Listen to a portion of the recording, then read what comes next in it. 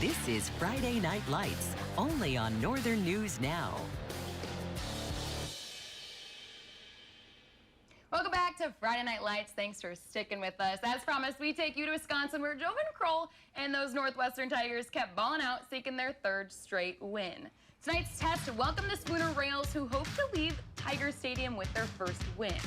While the Tigers had the 16-0 lead in the first quarter, the Rails are marching their way down the field.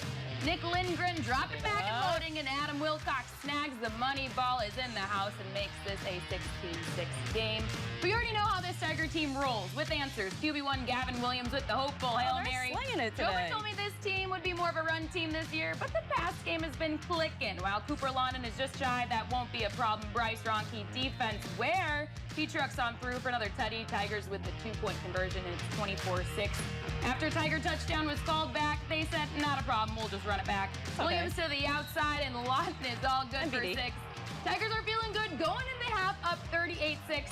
And those positive vibes only continue to the last half as the Northwestern Tigers don't allow another Rail score to earn their third victory, 52-6 over Spooner.